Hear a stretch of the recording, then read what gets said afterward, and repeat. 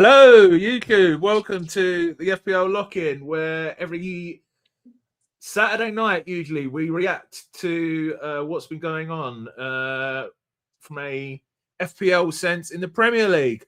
I have to admit, I was just stating to these lads, I don't know if that's the right word, wasn't really fancying doing tonight because it's been a bit of a bad game week for me so far. It was watching that Chelsea match earlier. I've only got Enzo Fernandez, Palmer stealing his 2 penalties, João Pedro, who I don't own, who's obviously massively more owned, getting 2 assists. So yeah, but we're here as always. We're here. Good week, bad game week. We're always here. Joining me first of all is Kanji. Kanji, hello. How are you, mate? You are someone who owns Cole Palmer. Yes, sir. Honestly, I just moved to Kingston from Toronto, and it's actually cold. So I'm genuinely feeling cold from my FPL team. It's cooking cold. Palmer, baby, let's go. And also joining me is Darius. Darius, you don't own Palmer, but at least you have João Pedro, mate. How's your day been? Yeah, mate. It's one of them weeks where you just got to sit there and laugh at what's transpired, to be honest. Just got to sit there and laugh. Well, there's plenty to talk about, anyway. I can't remember the last time there was this much football on a Saturday, obviously because we got the game week midweek. So what we're going to do, we are going to talk about the games so far, starting with last night's game and then all of the games today, give our thoughts on them. We will have a look at how we all got on in this game week so far, including Trig and the other lads who aren't on this stream with us.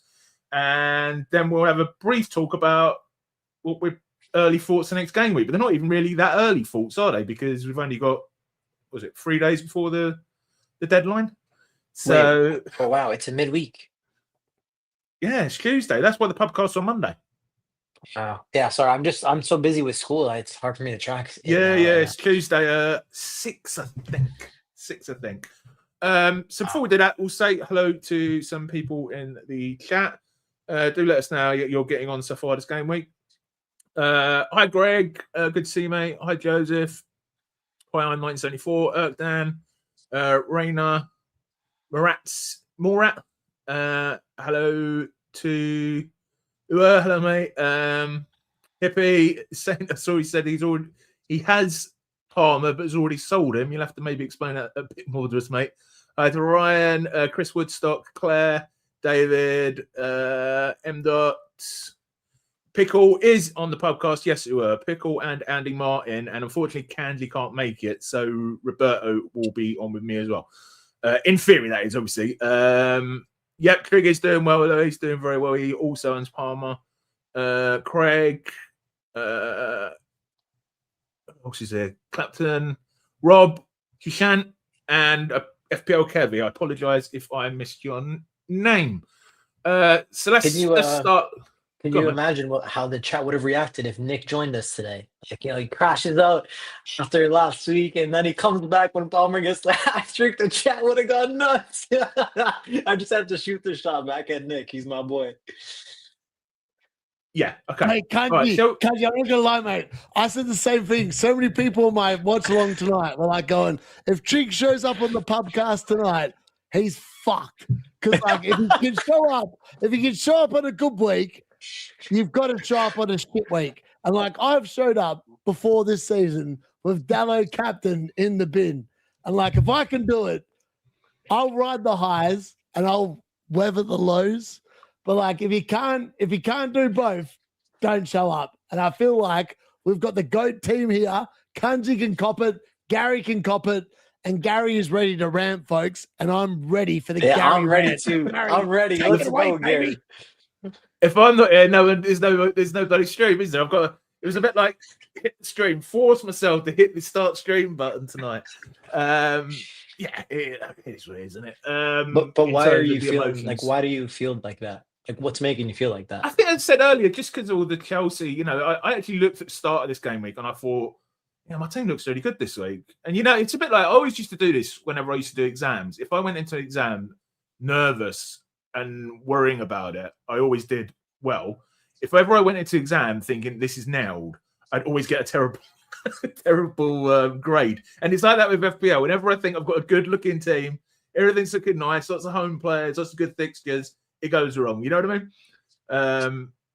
I think it's also partly because there's only 2 games tomorrow, so it's going to be difficult. Often we do this stream, and I know that I'm going to. There's a good chance I could be on a green arrow by the end of it, but I've got 1 player to play tomorrow. Do you know what I mean? So it does feel like, at least to me, it feels a little bit like this game week's done already. I don't know how many of you lads got to play tomorrow. Have you got many players? I've got 2 myself. Not much. It's 1 more than me. Darius, you all out? You got anyone to play? Oh, Haaland. I guess you got Haaland. Hey, I'm not making any points tomorrow, Gary. I'm sitting there at the moment. I'm on a +2 point green arrow with a -4. There's no way I'm getting a green arrow tomorrow, unless there's like a red card for Haaland. I'm not getting a green arrow. How many? Unless he doesn't play. If he doesn't play and doesn't play any minutes, and I get Verts off the bench and Verts scores, maybe I'll get a green arrow. But realistically, it's not going to happen. But who do you have tomorrow? That's it, Haaland. Yeah. Oh wow. Yeah. Okay. Here, I mean, it ranks. Even I have same thing with Szoboszlai. So unless Szoboszlai gets DEFCONs, I'm going to be sitting here probably only losing rank tomorrow as well. So I feel you. Do you know what I did, Kanji? I betrayed our team. I benched Szoboszlai. Oh, I bet actually his first bench. You're right. If Haaland doesn't come on and Szoboszlai comes in and does a masterclass, maybe there is still a narrative to be had this game. You know, like I actually think Szoboszlai does well in big games, but that's when he was playing. Moment we need DEFCON. He's like a glorious Elliot Anderson, you know, or a glorious Cafu coming forward from right back. Inshallah. All right, so let's get into the games. We'll start with last night's game, 3-1 to Leeds. Bogle, the DCL unit, Calvert-Lewin, Okafor with the goals. How do I say that?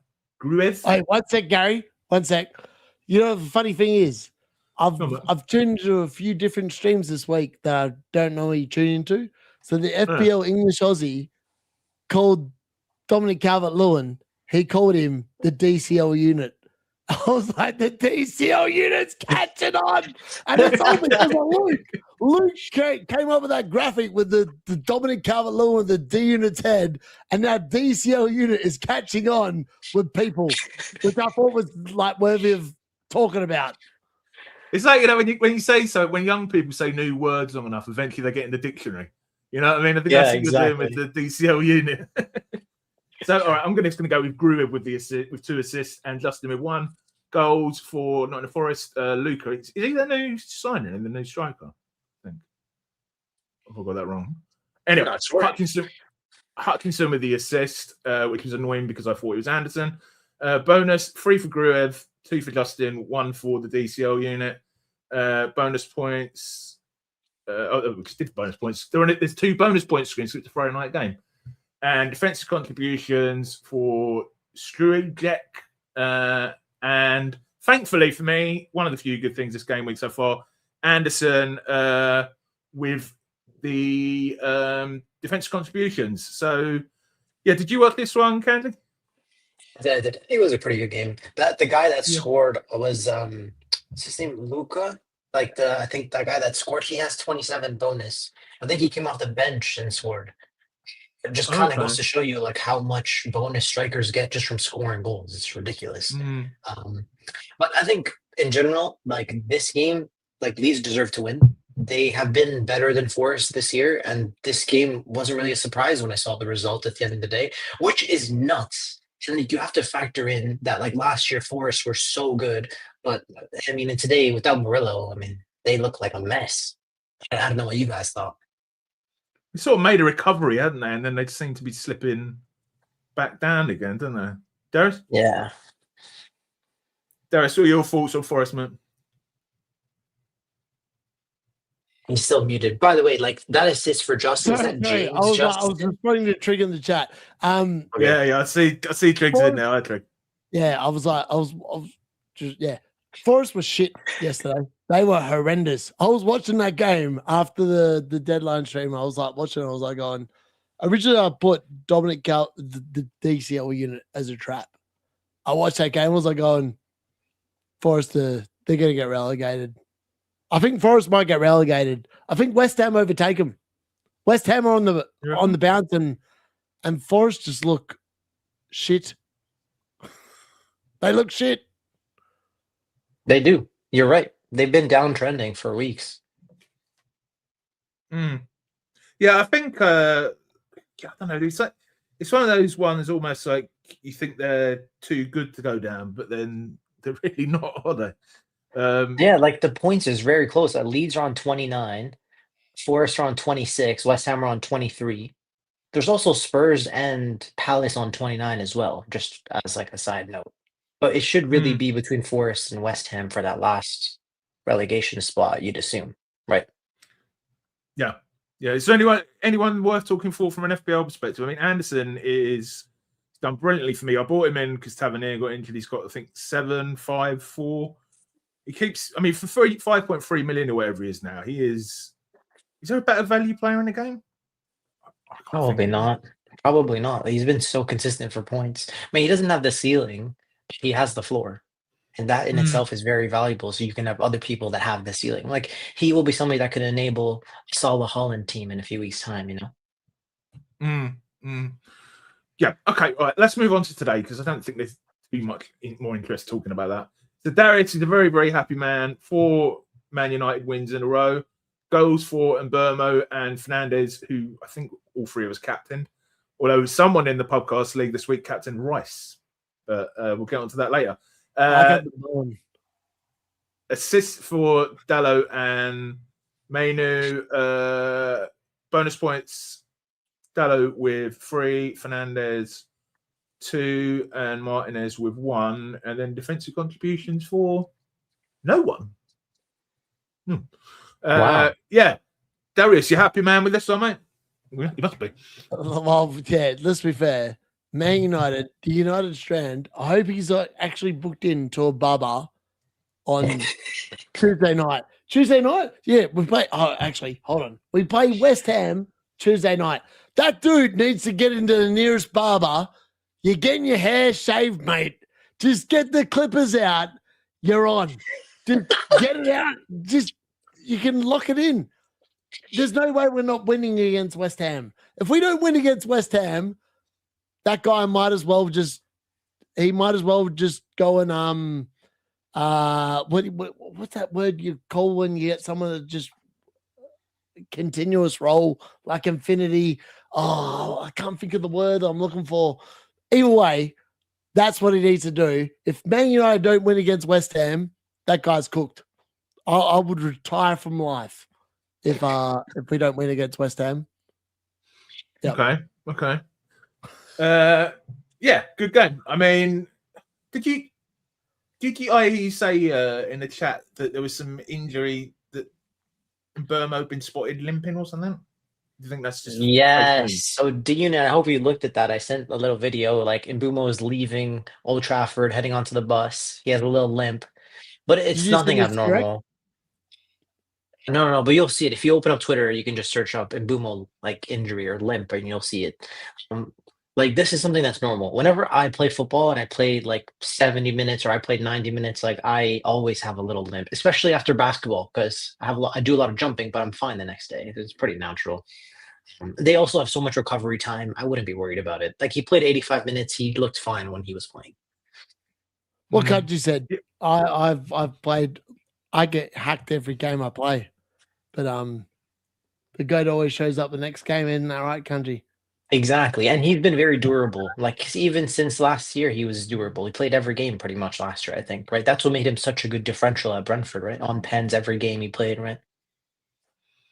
I wouldn't worry about it. Just I'm more interested from a tactical perspective. Mbeumo is okay, look. We've entered into this world of fantasy Premier League. You're gonna have some managers that have Igor Thiago up top and Palmer in the midfield. There's something going on with your mic. You keep like occasionally you're like cutting out mid sentence. I think it's your mic's not picking up or something. I can. Now we almost totally lost you, mate.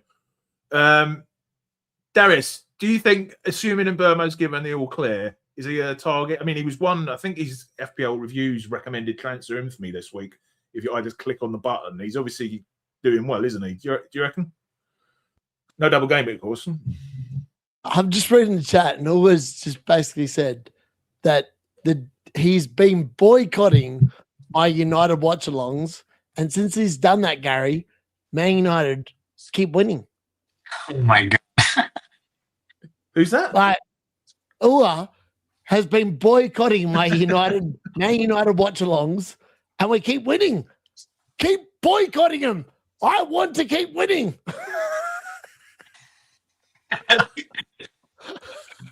And Burmo, Darius. Man In United, Burmo, the question was in Burmo. Should we be looking to bring him in? If you haven't got based on what I saw tonight, to be honest, Mbumo had the chance he scored. It was a very weird corner routine, but it ended up with an Mbumo goal. Outside of that, the second half, he got into a position where he probably, in my life, if I was Mbumo, I would have shot.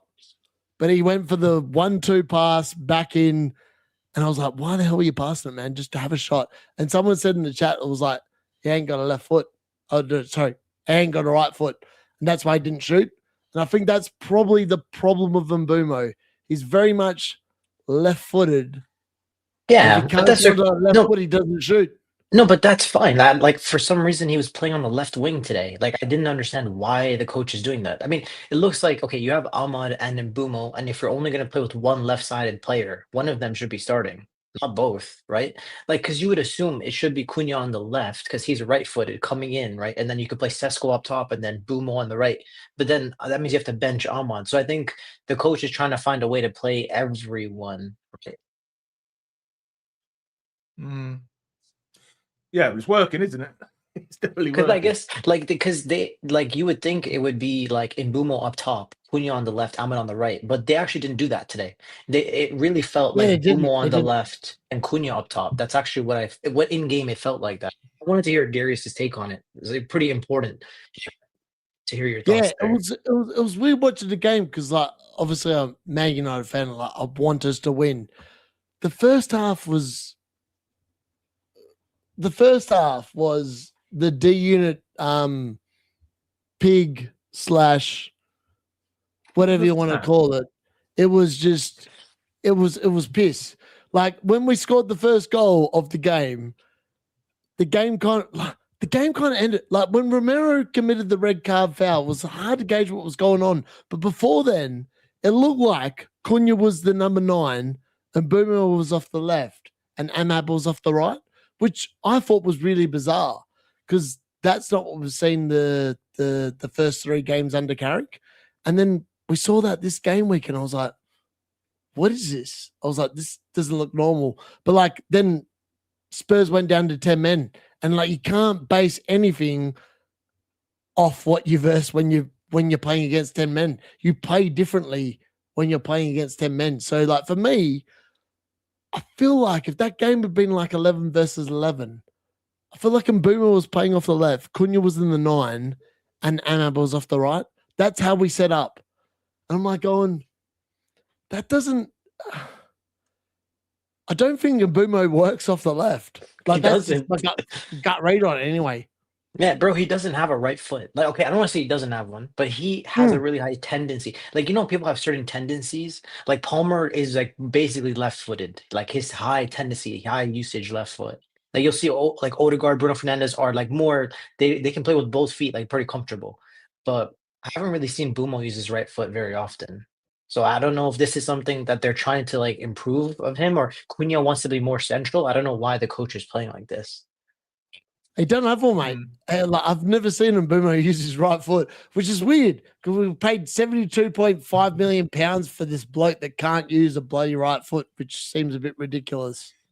You know, it used to make me laugh when I was watching, when I used to watch like TV, and you'd ask someone to say, "Why is Zidane a great player?" And he'd be like, "He's got 2 feet. He's got a left foot and a right foot." You know, and I'm like thinking, if I wasn't a football follower, I'd be thinking he's a good footballer literally because he has 2 feet. Yeah. Yo, it's insane how one-footed some players are. Salah is very one-footed. Like he doesn't use his right foot. He uses the outside of his left foot for the Trivela passes. Like some people, they found success. But in order for Bumo to be like that, he should be playing on the right wing. Otherwise, he's always just going to be crossing the ball. But like, obviously, he's going to be coming in. Like Bumo's not staying wide. Like he's always going to be cutting inside. So and like it's just the angle of the shots with your left foot from that area. It's just hard to score them. Yeah. Did you see? It's really weird because like I'm. If you gave me a chance to shoot like on left foot versus right foot, I'd always take left foot because like I know my left foot is like pure power. I can hit a ball pure on my left foot. My right foot's more accurate. And like I've played so many games of football in my life, but people think that I've only got a left foot and then I dink onto the right and I score. And people go, what? I'm like going, I've actually got a right foot. I just don't like using it. I feel like I don't know whether Boomer is one of those people that like he loves his left foot, but he can use his right foot. Like several people said, I've never seen him use his right foot. So I'm like, is he actually only got a left foot? Greg and several other people have said he scored today with his right foot. All right, well, I guess we're proven wrong here. It was a shit shot, Gary. Did you watch the goal? It was a shit shot. All right, let's move on, lads, because we've got quite a few games to get through. It's Arsenal 3. Wait, we didn't. Did you guys touch on the red card? Did you guys touch on? No. The man has been like. Why can't Gary pick Romero when he gets a red card? Like he is a shit defender. How lucky is Gary been getting Romero when he gets 11 points, and then the week when he gets a fucking -2, he doesn't pick him. Well, I've not done well this week. Anyway, let's move on to the Arsenal-Sunderland game. So Arsenal 3, Sunderland 0. Pretty predictable result, I guess. Zubamende with a goal, Gyökeres with 2 towards the end, Martinelli, Trossard, and Havertz with the assists. Bonus points to Gyökeres 3, Mendy 2, Raya and Saliba sharing 1. I have to admit the Gyökeres goals late on were a bit annoying because I think Gabriel was in the bonus points till then. Then again, he's so highly under, doesn't really matter. Rice, who was my signing in this week instead of Palmer, with 12. So he's defensive contributions he's returned, as did Saliba. And again, that's it. Not many defensive contributions this week so far. Wait, is Rice on 12 or 13? He's on 12. Oh, wow. Okay, well, I'm not celebrating any of Rice's points because they can easily change that tomorrow. If it was 13, I would have celebrated. Now we're on the edge, you know? They could give him another one.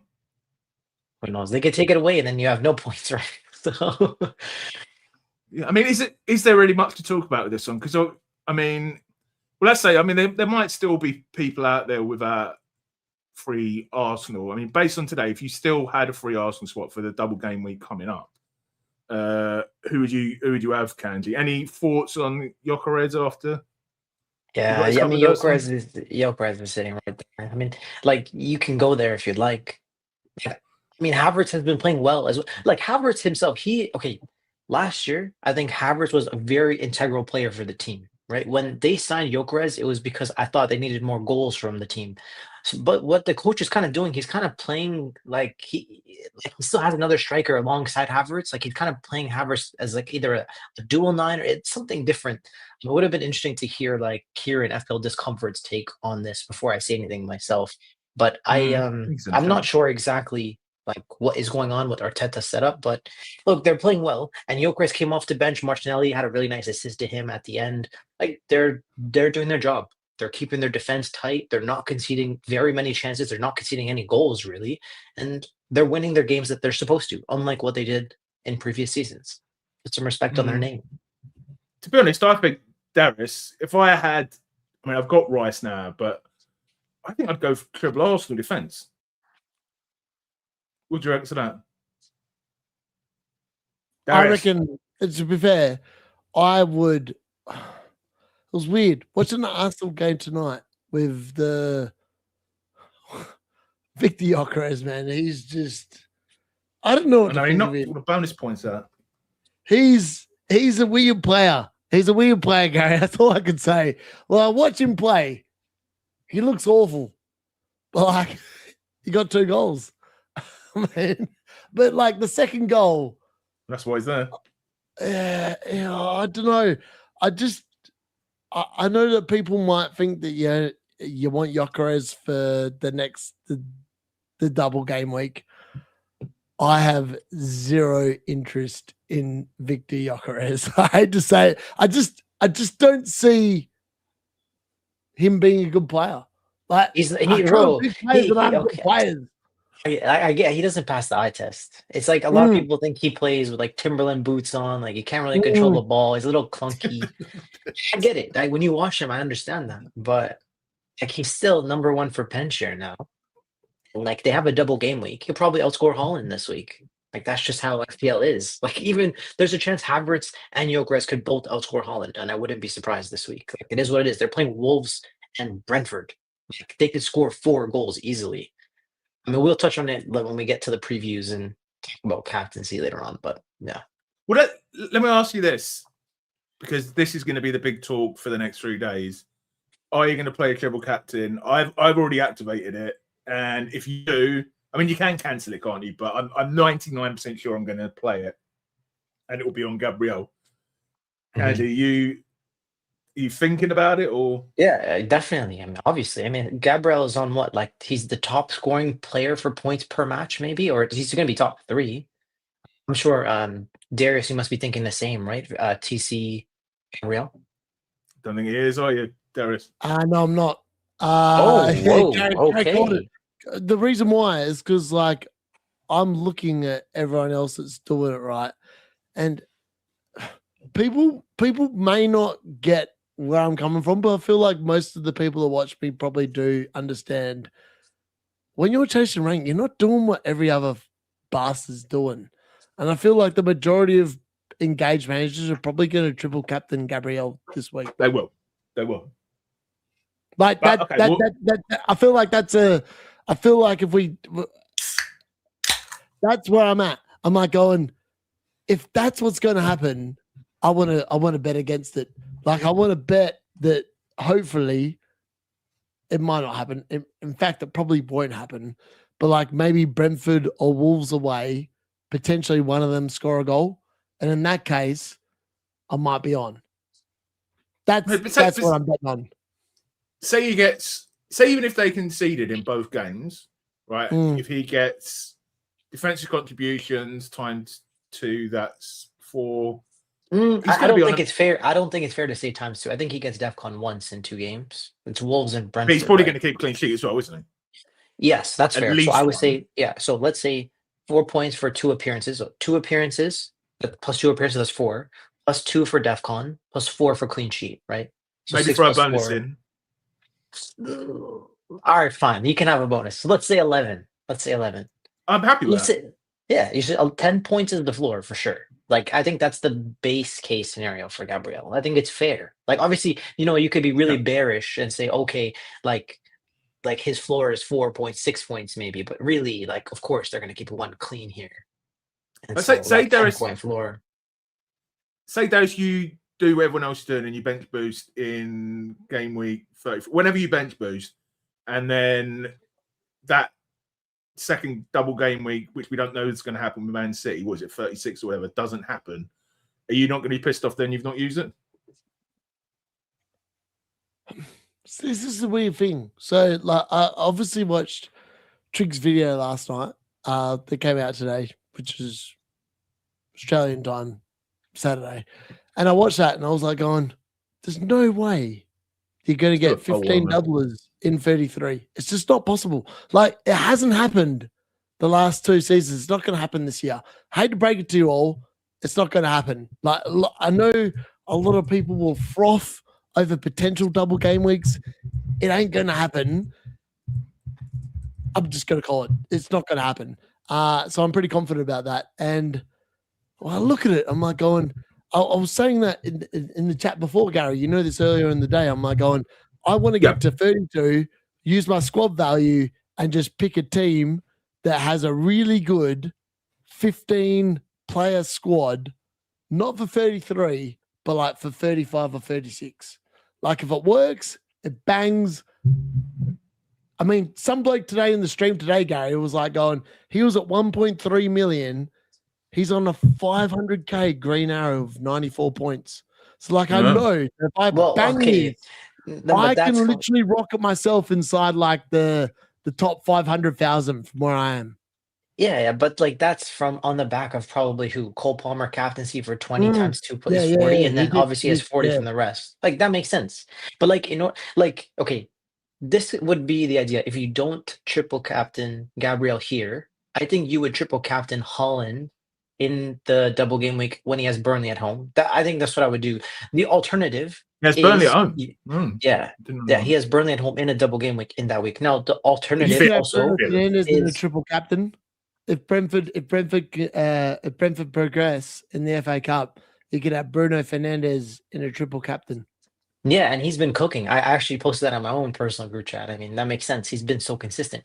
I'm just throwing some ideas. For example, if you bench boost, like let's say you wildcarded in 24, you can bench boost in 26. Maybe you've set up with, Mane as your third forward. Maybe you have Jose Sa as your backup, or you figured out your rotation. Or maybe you're like Pickle or Ross who have already used their bench boost. Then it's like you can go into that week, triple captain Holland, then you can also not worry about spreading your money to get a good bench boost. Maybe instead of Verts and Ekatike, you can have Mo Salah. Maybe instead of having, I don't know, Enzo and someone, João Pedro, you can have Cole Palmer. So you could literally go into that double game week with Palmer double game week, Salah double game week, Holland double game week, triple captain Holland, and own Salah and Palmer as complete differentials because everyone else has to spread the money to get a good bench boost, right? And look at what happened with Palmer. He had 2 pens and an open play goal. Imagine what happens in 2 games. Like that could happen to Palmer, Salah, Bruno, any of these guys on pens, right? So, just to add, Ryan's making a good point here. Later doubles when players could be injured, rotated if the league is won, etc., which is also a very, very fair point. But so I've put in a poll to see whether people are planning the triple captain this week or not. I'm assuming if they are, it's going to be on Gabriel, isn't it? I can't. Well, Darius, so you mentioned before we move on to the next game, you might be thinking about doing it on Rice if you were to do it. Yeah, I feel like for me, it comes down to like risk, right? And I play this is a good thing about the PubCast. Like we have people that play very differently to others. I don't use analytics. I'm very much I feel for it. That's why I went with Jared Bowen today because I thought he'd bang and he just didn't, which was unfortunate, but that can happen. But like part of me is like going, most people are going to go for Gabriel captain this week, right? Like most people will. There'll be a lot of people that triple captain him, which makes a lot of sense. Yeah, I think the dude's averaging like 7.2, 7.1 points per game. It makes a lot of sense. You've also captained Gabriel multiple times this year. Yeah, I have. And like, to be honest with you, Kanji, I'm like going before. I feel like I should always do whatever I felt. Like at the start of the week, I was like, I'm going to captain João Pedro. To be fair, today he did not deserve to get 8 points. He did F all except get pushed over in the box twice. Like he did nothing. He did nothing to earn the points, but he still somehow got them. Like that's FPL, isn't it? Yeah. I'm like, might read this year, whenever I've captained at the start of the week, I should have just followed it because every time I've lost, I've changed it. But in terms of this week, it's hard because like Gabriel, you sit there and you go Arsenal, Wolves away, Brentford away. You'd expect at least 1 clean sheet, right? If you get 1 clean sheet, that's at minimum 6 points in that game, plus the 2 points in the other. That's 8 points minimum as the floor. And then plus DEFCON in both games, that's 12 points. And then if he gets any bonus, it's like it's huge. And if he scores in one of them, like, I'm not saying he will, but he can, From an analytics point of view, obviously everyone knows my love of FPL review. Review have got him at 10 points. Review have got him at 10 points, right? If I see a player on 10 points, now don't get me wrong. Say Haaland gets double game week later in the season, he'll probably be at 15 points. But if I don't know that's going to happen, and I've got a player who, you don't have to look at FPL review. If you just figure out the odds of clean sheets, etc., you're going to come up with about 10 points. I'm going to do it. And if there was a double, if that game week 30, double game week 36 or whatever was guaranteed, fair enough, I'll put it off. But when I don't have that guarantee, I'm going to use it, I think. But yeah, can we move on? I agree with you, but I don't want to. Like, I would love to be No. different on chip strategy to climb, but I think the template chip strategy is very smart. The only way I think it loses is if like the big players go huge in the double game week in 33. Like, I'm talking about Salah and Palmer, and we've spread the money. That's the only way I think we lose. Bench boosting in 33 and triple captain here. I don't think we will. Anyway, let's move on. And the other thing always to say, which, let's talk FBO, Andy says, is you're still probably going to captain him anyway. So it's only 10 points you'd be missing out on, say that he did get 10 points. Let's move on. Bournemouth versus Villa. So I was texting Trig during the matches, and I said to him that, you think that I'd be frustrated with Palmer because I don't own him, but he was only down at 9%. The goal that probably hurt most today was Rodgers. The Bournemouth won, Aston Villa won. Ryan with a goal, assist for Hill for Bournemouth. Aston Villa, goal for Rodgers, assist for Sancho. I haven't seen his name for a while. Bonus points. Hill got the assist. That guy's the defender. Isn't that the guy that Pross got? Is that the really cheap guy? That's like 3.9 mil, Kanji. 3.9 mil. Oh Rodgers, my God. Wow. Rodgers 3 bonus. Ryan 2. Martinez 1. Defensive contributions for Cook. Scott, if he's a defender. Hill as well. So he's going to be in quite a big haul. I know on how do I say this guy's name? I know how to say it. Digne.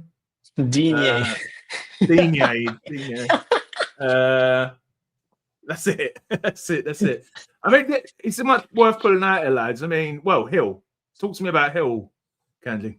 Yeah. So I'm just pulling up his DEFCON. So his DEFCON hit rate is 10, 10, 11, 9, 11, 18, 13. And that's through some pretty tough fixtures like Chelsea, Arsenal, Liverpool, Villa. Today, they were expected to concede 0.44 XGC. And they still conceded because, it's Petrovic. No offense. It's Rodgers as well, by the way. Rodgers is an elite finisher, overperforms his data on an annual basis. So once again, I think the story... wait, let me not move to Rodgers. Let me touch on Hill. He has been hitting DEFCONs every single game. He has 2 assists in the last few weeks as well. I think they have a clean sheet in this run as well. So he's had 3 returns, 2 assists, 1 clean sheet, and then he's hit DEFCONs pretty much every week for the last 7 weeks. And this guy's priced at 3.9 or 4.0, and the fixtures coming up are gorgeous, like Everton, West Ham, Sunderland, Brentford, Burnley, and he plays in the blank week. I mean, he's definitely a good value pick. I'm sitting here on Alderete, and I'm like, maybe I should make that move from Alderete to Hill. But we'll think about it later. Maybe I can go. And you take him out on wildcard 32 if he's lost his. I have a crazy team. I have a crazy plan that involves Hill, but I don't want to say it out loud because I don't want to talk about it. I don't want to think about it. But he's in one of my plans. I'll tell you, he's in one of my plans. I mean, Rodgers has done. He's been doing really well. I can't remember his ownership. He's about 50% owned. I mean, Shane from Double Pivot has had great success with him this season. Are you frustrated that you've not? Why have we not owned him? I don't think any of us have owned him this season.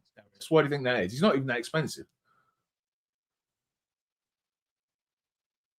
Darius? You're on Sorry, mute. I thought you were asking it to Kanji. I was like, Kanji, you got to respond. He just sat there and looked at you. And I was like, what's he doing? I was like, I felt like Gary was asking. Yeah, Rodgers, to be fair, he's been great. He's actually been really good value. If you've just stuck there and hold him, Rodgers is one of them picks where it's a bit like Harry bloody Wilson.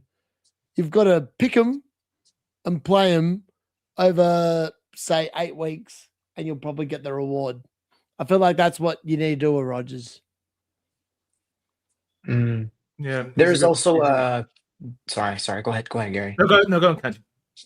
There's a guy from France. Plays for Bournemouth. He's like a striker. His name's Frupi Jr. And he is like priced like 4.6, really cheap guy. He plays in the blank in 31, by the way. And he had an XG of 0.86. And his minutes have been solid. I mean, he's been starting. He's not getting 80s or 90s. He's still been getting 70 minutes. But he had an XG of 0.86, but an XG on target of 0.04. So I think what that means is that he had a really big chance, but he probably missed the target or something like that. I think that's what it means. I don't know, but he's been a really good finisher. So I'm surprised to see him. Maybe he's just going to normalize. We'll see. Like, I don't know if I'm going to want to get to him. Again, he's in one of my plans to consider to prepare for game week 31. So something to consider. Also, Evan Nielsen has just been doing nothing, even though he's the one that's on pens now. But what does he even do? Like, what does he do? I think, well, he was going to be my differentials pick this week, but then Darius didn't let me have him. But because he wanted me to have Anderson instead. But then again, no. How'd that go, Gary? How'd Anderson go? Yeah. Well, Anderson did. Well, Evan Nielsen didn't do anything either, so I wasn't really bothered in the end. What did he get? 1 point? Anderson get 1 point? Yeah, well, I guess Evan Nielsen. Hey, Anderson. This is when he wakes up. Let's move There's on also to... Go on, mate. There's also like Watkins as like a pick. Like if you like, they have really good fixtures similar to Rodgers. Like if you really believe Holland is going to continue underperforming, he's out of form, and you're looking to spread the money to get to the likes of Cole Palmer or Mo Salah in the future, Watkins could be one of the strikers that you consider with that fixture run. He had really good minutes today. Surprised he didn't score because all the strikers have been scoring versus Bournemouth. So I don't know. Okay, let's move on to West Ham Burnley. My most pleasing moment today was that Kelleher didn't save that penalty, because if he had done and been on a haul again after I started the Bravgrove with him, I'd have been absolutely gutted. So Burnley 0, West Ham 2, Somerville and Tate with the goals, Diorf and Fernandez with the assists. Bonus points to Somerville. Well done for Trig, who had him as his differential.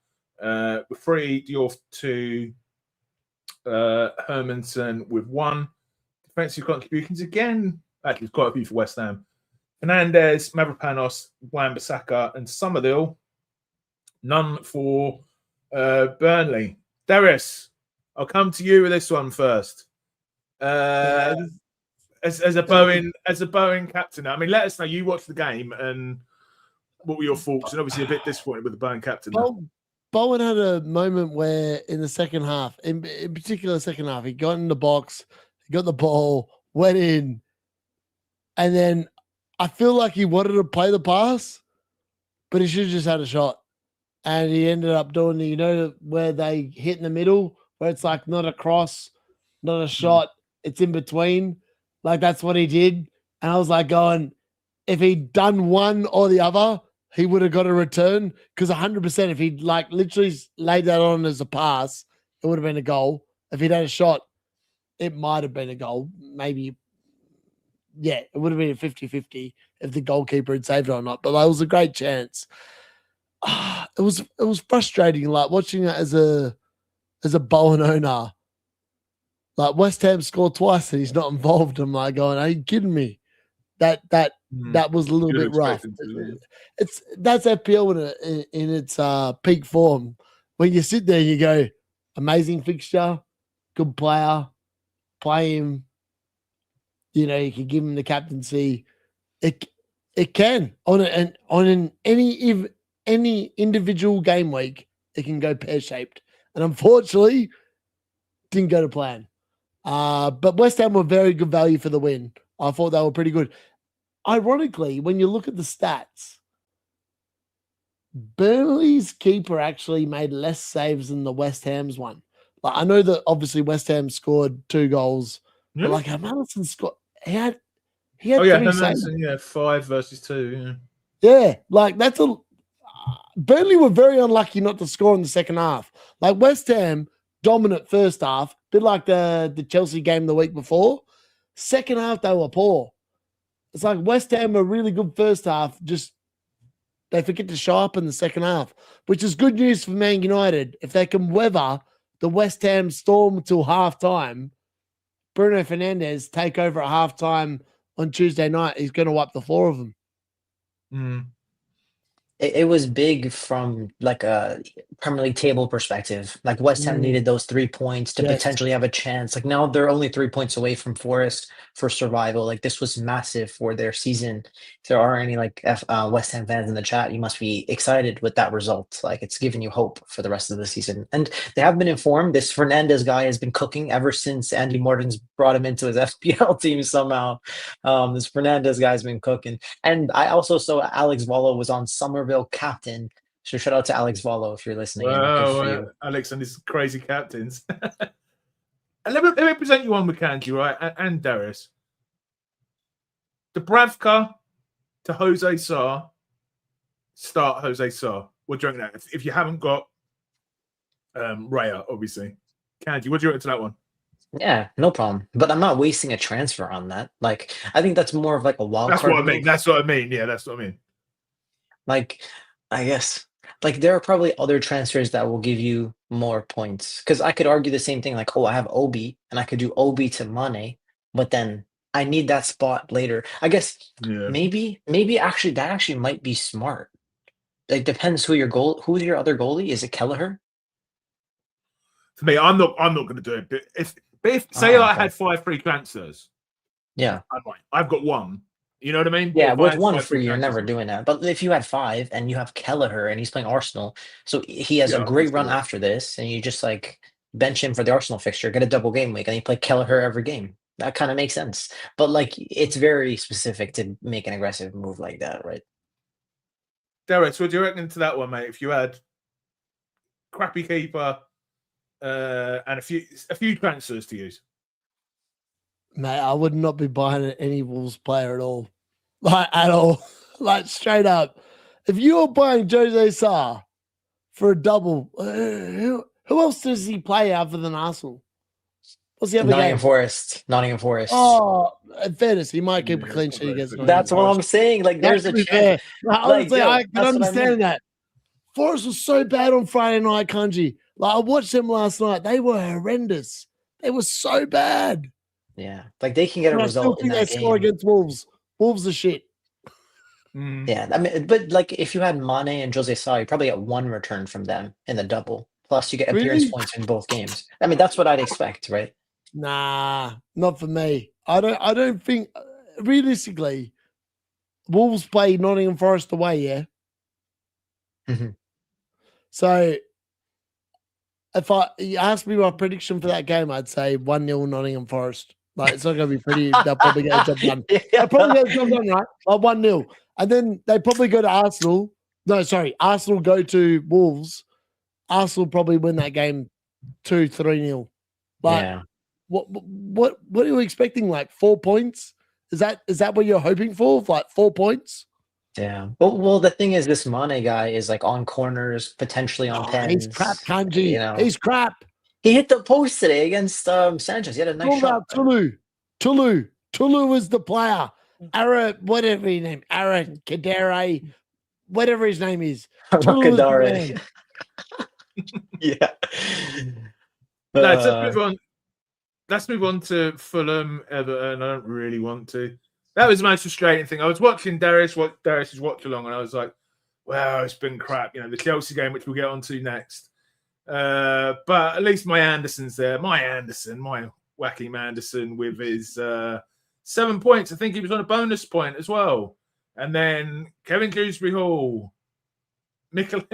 whatever. And I was oh God, not only from 7 to 1 in the space of 2 minutes. It wasn't great. So Dewsbury Hall with a goal, assist for Dewsbury Hall and Mikolenko, assist for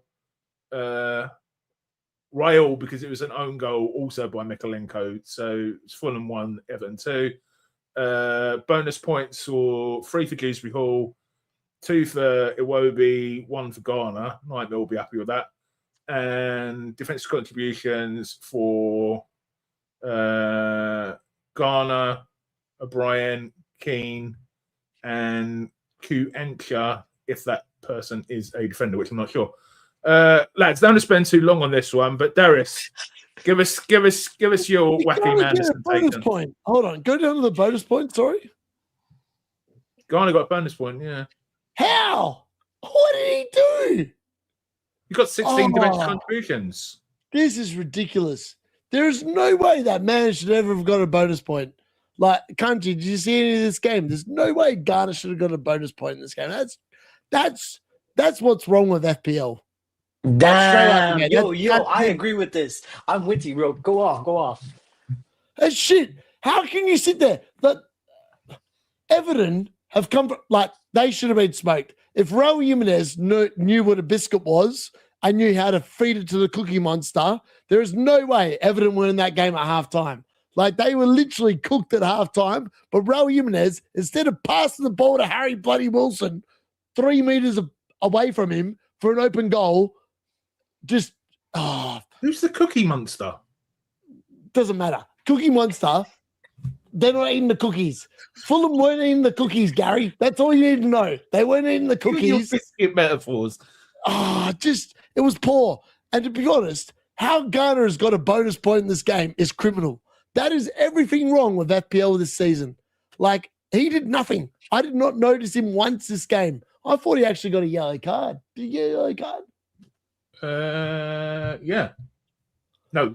How? How has he got a bonus point? Oh, no, my God. Yeah, he did. How? Yeah, because How do you Thiago get went a from yellow like... card, don't get a goal or assist, if the game is finished 2-1, and yet you get a bonus point. Yeah, hacking the shit out of people, Kanji. Make that make sense. I don't understand how it works. It's because like there was an own goal. That's why. So like there's 2 own goals. Like the points for the goals aren't really being counted, and then whatever is left. Like look at this. Like 19 points for a bonus. You'll never see that in any other game probably. But anyways, it is what it is. I did want to ask a question. If you are owning Tarkowski, right? Also, if you owned Senesi earlier, like both of them didn't hit DEFCONs. Both of them have been DEFCON beasts so far this season. DEFCON daddies and Anderson as well. There's another one that didn't hit DEFCON, but usually does. If you were sitting on Tarkowski, would you consider doing Tarkowski to Munoz? I think Crystal Palace's fixtures in the next few are really good. I don't know if you have the ticker, but I think there's like Burnley, Leeds. I think there's something. It's like I haven't looked at it myself. Burnley, Wolves, Man United, Tottenham, Leeds. Yeah. So would you consider doing like Tarkowski to somebody like Munoz? I mean, the thing is they blank in game week 30, but these are Burnley home, Wolves home, Leeds home. Like we're talking about the best fixtures you can have. Burnley and Wolves back to back. If Munoz is back and starting, surely he's going to eat in these games, right? That's what there's been a lot of talk. I'll answer first, Darius Duncan. Me, no, because I've already got 5 players blanking in 31, so I'm going to have to get rid of at least 3 that I figured. So, no from me, but that's not because I don't like him. It's just because it'll be giving myself even more of a headache. Darius? For me, I sit there and I go, I understand the Crystal Palace fixtures. I've looked at them myself, Kanji. I'm like going, oh, Munoz could be great. But like I've also watched Crystal Palace of late, and they have not been good, like in any way, shape, or form. Like I feel like last week they had the perfect opportunity to win against a 10-man Nottingham Forest in the second half, and they couldn't do the business. And like they should have done the business. Nottingham Forest are not a good football team this season, and they couldn't beat 10 men. Like I know they got obviously the penalty at the end of the first half. They just they never looked likely to score a second goal. And like I look at it, and like that's why I sold Tarkowski myself. Like people are going, oh, why'd you sell Tarkowski 4-point machine? I'm like going, well, if you look at the fixtures for Everton, they're not good. Like they're probably not keeping too many clean sheets in the next 5 game weeks, which is why I sold him. So the thing is that this is what Everton do. Like just when you think they're on the roast, like like at the end of the season, they just keep a few clean sheets and then they survive. I mean, this year they've been good enough where they're not in like danger of going down. But it wouldn't surprise me if they kept a few cleans. That's the thing. Lads, let's go on to the game that I really don't. Everton, sorry, cutting Gary, but like Everton, like one of them teams where you sit there and you look at them and you go, no chance of a clean sheet, right? Like I've benched Tarkowski when I owned him for like 2 of the big hauls, like the 8 and the 9 points. I reckon I benched him twice for both of them. I'm like going, he ain't keeping a clean sheet there. Like against Aston Villa, last on the bench. 9 points or whatever it was. I mean, like, Everton always keep clean sheets against teams you don't expect them to keep clean sheets against. And then the teams you do expect them to keep clean sheets against, they piss it up. It's like they get on the booze and go, let's just let a goal in. Yeah, it's wild. And then, like, I did also want to mention Element NTI in that game. So I thought he was a really good differential to bring in because he had Leeds at home, Brighton away, Fulham away, but he has stunk it up. His XGI in the last few games, I just want to pull it up for you. 0.5 in the Leeds game with no return, 0.01 in the Brighton game with no return, and 0.1 in the Fulham game. So he has been doing basically nothing. His DEFCONs are at 7, 11, and 10. So he's basically just been giving me blue balls because he's not only just avoiding the DEFCON, he's also not getting the GA. So really disappointed. And I know when Pickle comes on tomorrow, she'll probably touch on that too. So I know there are people that might even consider selling him, but I believe in fantasy penalty FC, not fantasy Premier League. So I think I'm going to be holding on to him myself.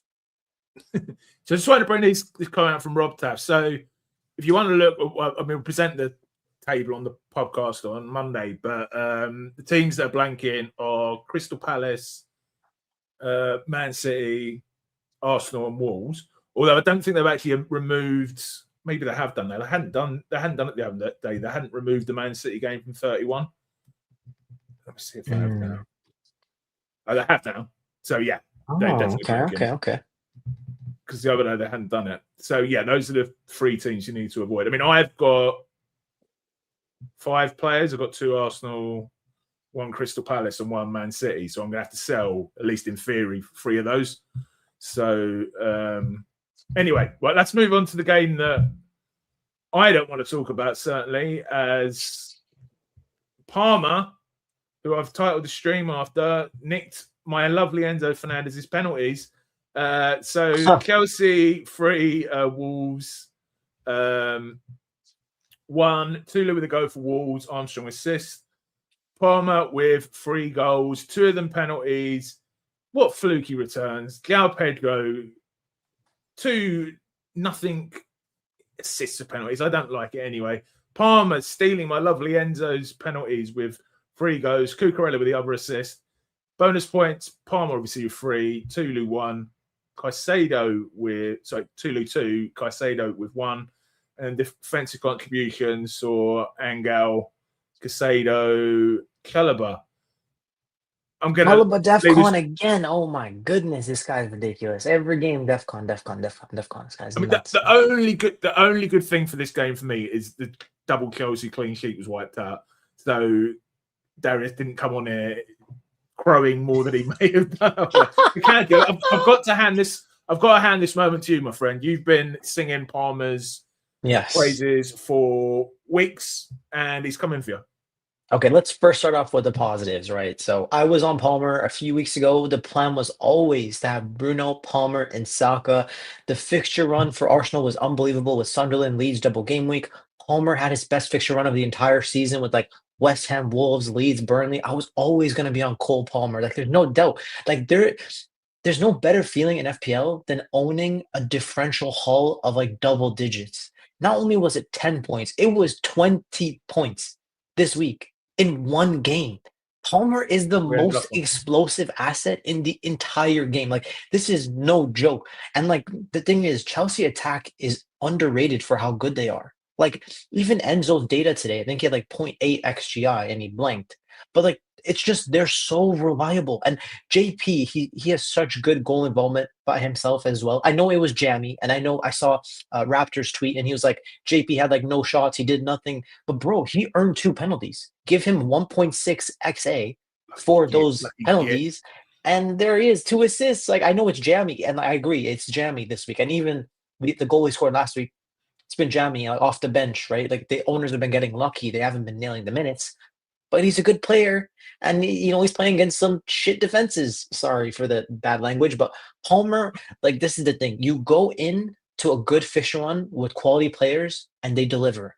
the thing that I'm like, and I'm excited. I'm happy. Like I'm gonna be on a green arrow because of Cole Palmer. So shout out to him. And I've been fighting against Enzo versus Palmer for weeks. And on Spaces, people have been telling me, "Oh, yo, Palmer's not gonna play. Yo, I'm gonna captain Enzo against West Ham. I'm gonna captain Enzo against Wolves." And I'm sitting here, and I was like, I had to sit there and listen. And I already know in my mind, I'm like, okay, there's no way that I'm gonna consider doing that. There's no way I want to be captaining Enzo weekly.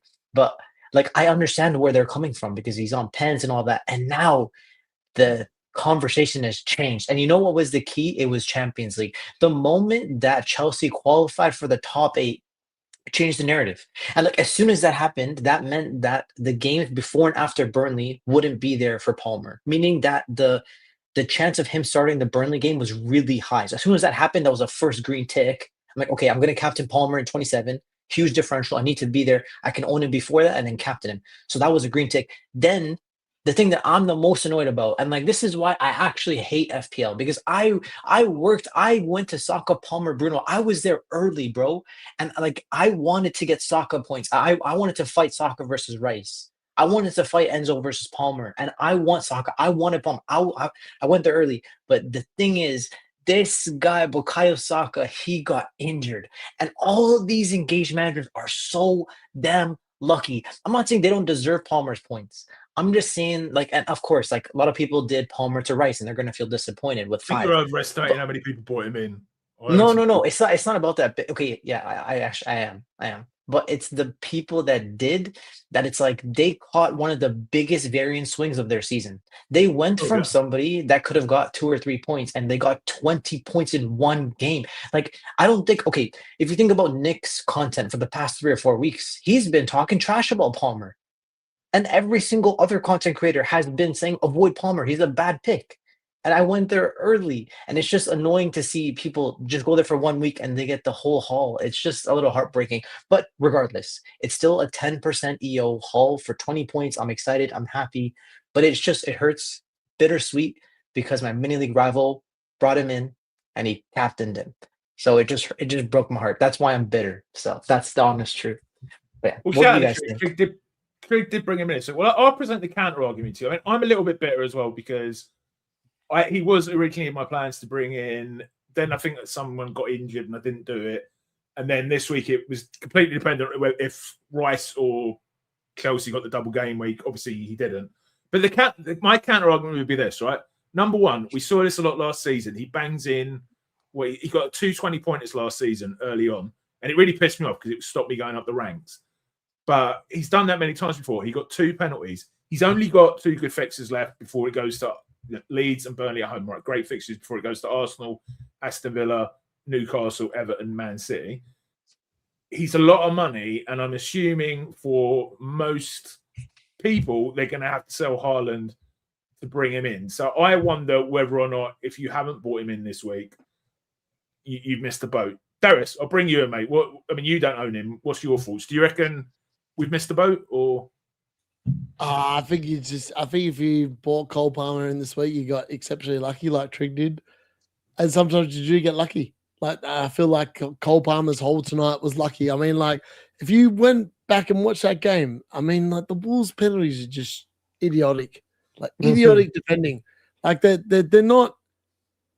It's a championship level defending. It might not even be championship level defending. It might be League One defending. Might be League Two defending. It was really poor from Wolves. They were shit. Like Cole Palmer's not getting that against Leeds. There's no way Leeds give up 2 shitty penalties like that. And like Cole Palmer outside the penalties offered fuck all. Okay, wait. You got to enjoy the points tonight, Kanji. You're not getting them on Tuesday, mate. I'm not a Chelsea fan, but let me call it like this. A lot of FPL managers own Mbeumo instead of Cole Palmer. And you can't be telling me Mbeumo's positioning is better for him than Palmer's positioning is for him. Because Palmer was basically sitting in the striker position for almost the whole game. And Mbeumo was sitting over there in the left wing. So I like Palmer's positioning. Palmer didn't touch a ball in the striker position all game. And Bruno kept touching the ball. That's the difference, Kanji. You're not watching the game, mate. I mean, like, Palmer's sitting there. He does fuck all. He literally did not look like getting a return except from the penalties. I mean, like, Bro, yes, he scored he's a an open penalty play merchant. goal. He's a He scored an open play penalty goal. merchant. He's a penalty merchant. No, I get that. I like, look, that's fair. I mean, I bought a penalty taker. He has 2 pens. Like, I'm not gonna say, oh, like that's you can't even say it's lucky. I'm paying 4.0 million over Enzo for penalties. Oh, I'm gonna go off at Enzo owners in a second. I paid more for Palmer. I deserve those pens. That is not good luck. I will say that the cutback from Cucurella. Wait. The cutback from Cucurella. You come next. The cutback from Cucurella to Palmer. That is class. Like this is the thing. Like Chelsea have these moments. Cucurella wasn't much from Palmer. I mean, he finished it. And he's in that position. Like that's what I'm saying. That central position for the cutback, bro. He's gonna cook. He could go on and run in the next few games. Like he can score a bunch of goals. Like this is why I was always gonna get there. Go to him early. You know what he's gonna cook, country? You know what he's gonna cook? He's going to cook his groin. He's going to cook his left groin. He's going to be in the school getting fucking massages from fuck all. You set him up for that one. I did. Those 2 things on Palmer, just some stats I wanted to bring up. So Palmer was subbed off in the 60th minute, 10 seconds. So if he was subbed off 10 seconds earlier, he would have lost he didn't have the clean sheet point, but he would have lost the extra 1 point for playing 60 minutes. But he got it. Thankfully for owners. And also because he was subbed off at 60 minutes, they played midweek in the Premier League, and then there's Hull City in the next midweek, and then Burnley. So he's going to be rested for Hull City. But what this means, he'll probably start the next game. No one can say anything with certainty, but it's a good sign for him to have good minutes in the next game and also get 90 minutes with Burnley. So as an owner, I'm excited that he got a hat trick and was subbed off early. Secondly, we've been talking about Bukayo Saka versus Cole Palmer for the past few years.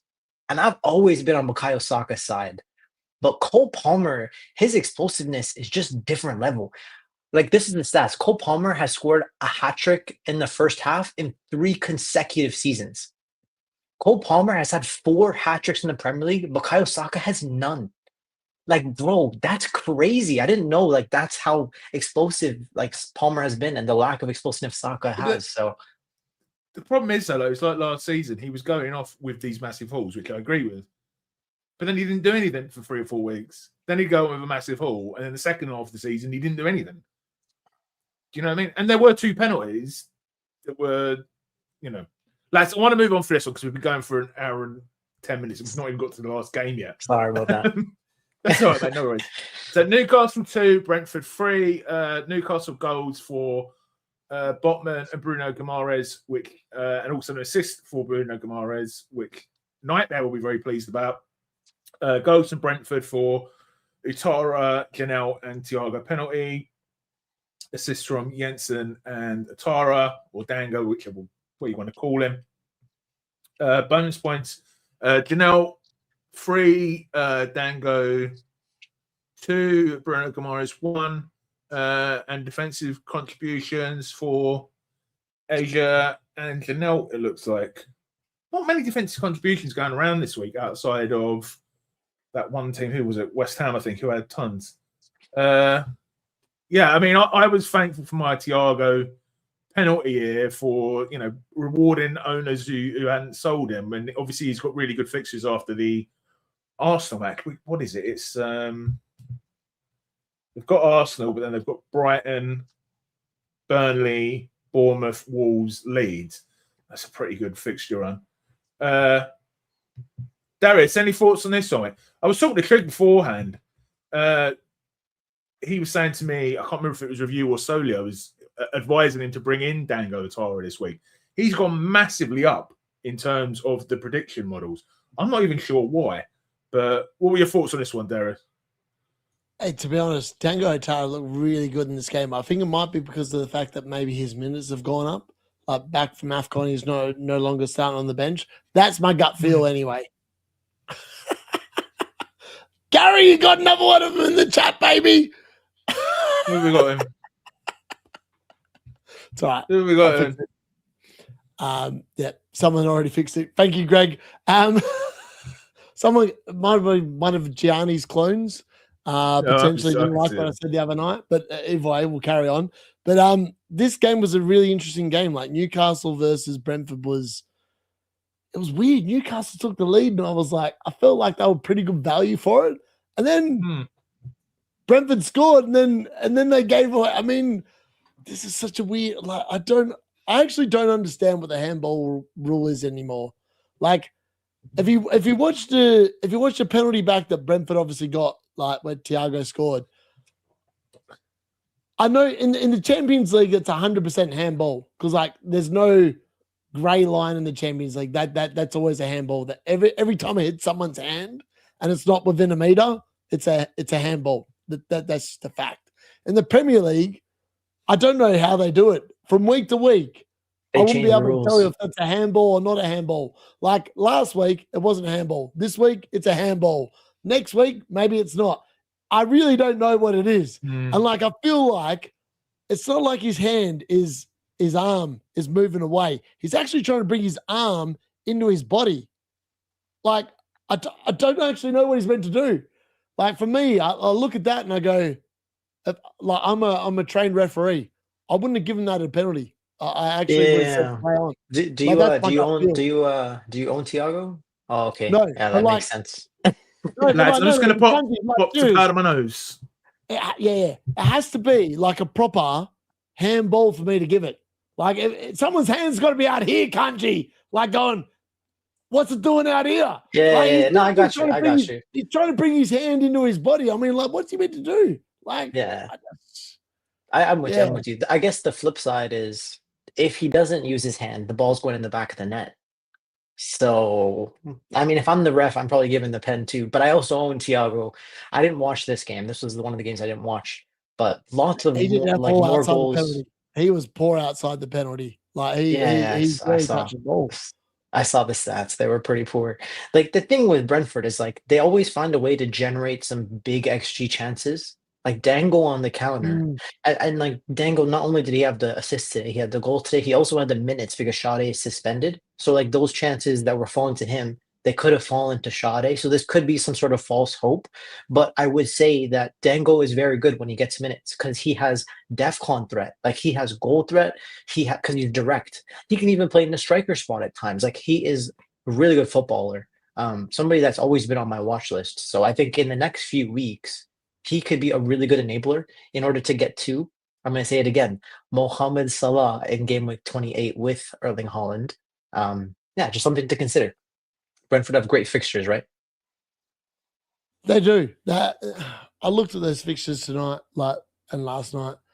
I sit there, I'm like going, I said like the reason why I bought João Pedro, and it was like, I reckon he could cover the -4 the next 3 weeks. At the moment, he's 2 points up on Thiago Kanji. So I'm like, he really needs to get going the next 2 weeks to make it worthwhile. Can I ask you a question about Palmer? Yes. I think, do you think it's worth bringing Palmer in for game week 27 for captaincy for that Burnley fixture, given, let's say, he's healthy and he plays 90 minutes? No. Okay. So you think that basically... When did Chelsea play in the Champions League? So they play... They don't play in the Champions League. It's like later on. So there's game week 26 midweek, right? So like that's against Leeds midweek. Then it's the FA Cup. Who did Chelsea play in the FA Cup in the weekend? Hull City in the midweek or something. And then they play Burnley at home.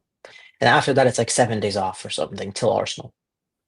So that's the point. That's my point. He got pulled off at 61 minutes. He probably plays all 3 now. That's what I'm thinking. He's going to start the next game against Leeds, and he's going to start Burnley, and he'll start Arsenal too, because there's enough rest time between Burnley and Arsenal. But my question is, would you consider, because this is what it comes down to. It comes down to captaincy. We've just seen how explosive Palmer can be in a good fixture. Doesn't that incentivize you and say, hey, we're playing an even better team? Like Wolves and Burnley are the worst teams in the league. You've already just got 20 points versus the second worst team. Now you're playing the worst team at home. For me. I mean, I know he scored an open play goal, but if you take out the 2 penalties, which were just retarded defending, he gets fuck all without him. So like for me, I'm like going, if Palmer was like creating chance after chance after chance, having shot after shot after shot, I'd be like, yeah, he's worth it. The dude did F all, Kanji, outside of João Pedro getting pushed over with, I don't know what that guy was doing from Wolves. Like, what was he thinking when he just put two hands in the middle of his back and said, have a holiday? I mean, like, I don't know what he was doing. And then the first one was almost just as bad. I mean, Burnley are not going to do, well, you would like to hope they're not going to do as horrendous defending as what Wolves did. But like there is a world where they do, but I just don't see Burnley conceding two penalties like that again. Yeah, no, I would expect. I still think Chelsea scored 3 in that game. That's why. Also, like the alternative captain is going to be Holland versus Gary and Andrews Newcastle. The thing is, Newcastle have to play in the Champions League before and after in that game. And Newcastle have been looking pretty poor defensively. I think Nightmare mentioned it in his video that they could be a team to target for attackers. So, lads, I want to move on because we've been going for an hour and 20 minutes now, and we've not even gone to our teams yet. So we'll go through the podcast lads teams. So you can see Trig has overtaken me. He's back at the top. And Kanji is catching up with me in second place. But top of the pile of the lads that are on this week is Kanji. So we'll start with Kanji's team. Kanji has got Sanchez 2. He's up to 265k. Sanchez 2, Anderson 1, Gabriel 6, Timber 6, Szoboszlai and Haaland still to play. Palmer vice captain 20, Fernandez captain 20. Jealous. Rice 5, Indai 2, Thiago 5. Yeah, just talk through it briefly, mate, because yeah, no worries. Yeah. There's like nothing to touch on this team, to be honest. Early thoughts on transfers and stuff as well. I mean, I've kept Szoboszlai through, so I'm going to hold him till I wild card. Palmer, I have 2.5 in the bank, so Palmer plus 2.5 is 13. So I'm going to be looking to make a route from Palmer to Salah. I just need to find 1.0 from somewhere. I think it'll come from Rice in a few weeks. Get to Salah and then a cheaper mid. That's it. Otherwise, I'm looking to roll. Okay, cool. Very happy, I imagine. Very good transfer. A few people have been saying, Trig, very good shout this week for getting Palmer in it as well. And we'll get onto his team in a bit. So second this week is Darius. You're 1 point ahead of me, mate. 55 minus 4. You're up to nearly in the top million. Sanchez 2, Gabriel 6, Caliber 4, Timber 6, Wilson 2, Fernandez, who you didn't captain. If you captain, then you'd have been on a nice green. With 10, Rice 5, and Burmo 8, João Pedro 8, Bowen captain 2, Haaland still to play. How are you feeling about it, mate? And any early thoughts on what your, well, as you said earlier, it's not even really early thoughts, is it? What your transfers may be? In fairness, I just wish I should always stick with who I captain at the start of the week, because that João Pedro captain, it would have worked out 6 points better.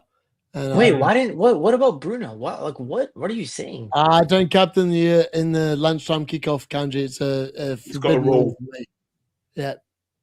I was not interested. I thought Man United would smoke Spurs, and that in reality they probably should have smoked them by more than what they did.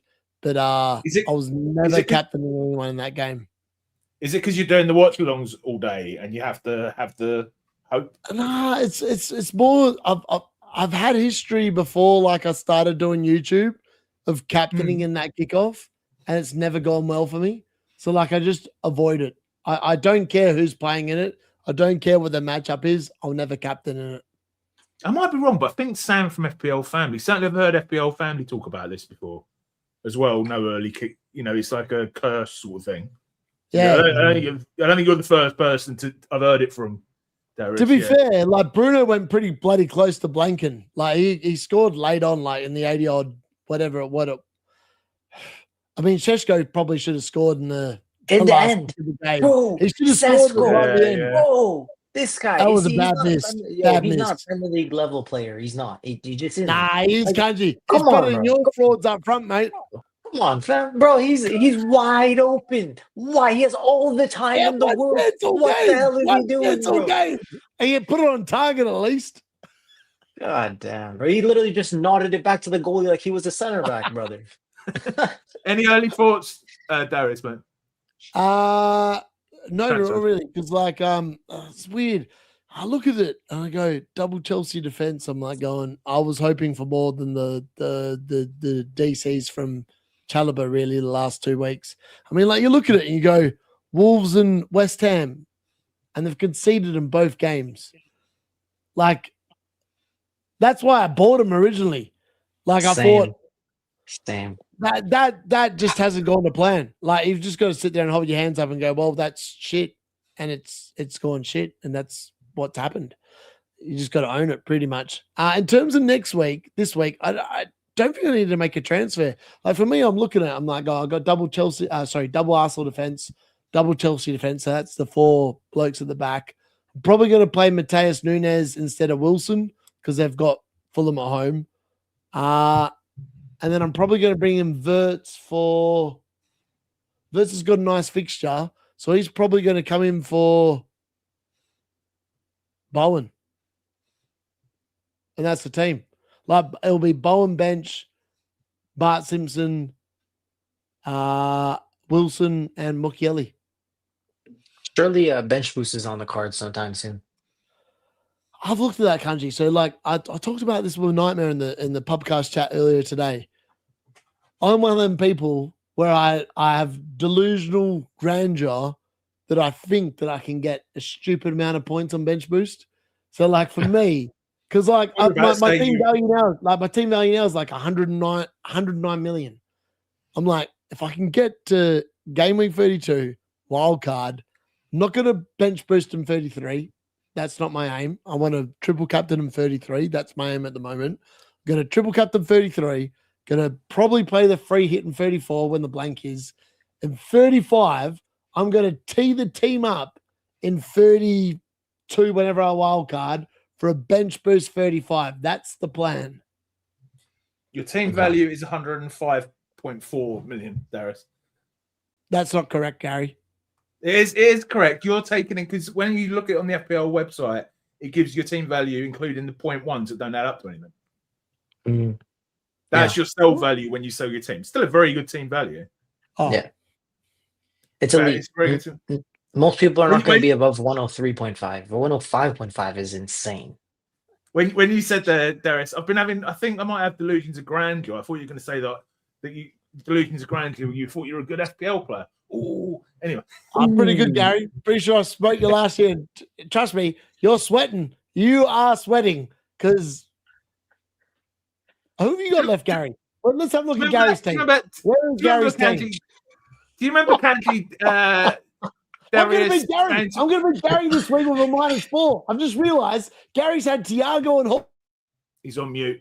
This is what I do around this point of the stream. He doesn't realise it yet. You remember when he said he was gonna come back 10 points a week, 10 points a week, 10 points a week. For the last 10 game weeks. And how's that going for you, Darius? I mean, you have caught up a little bit, but 20 points in 8 game weeks. So you're doing about 2 points a week. So at this rate, you might catch me by, I don't know, November next year.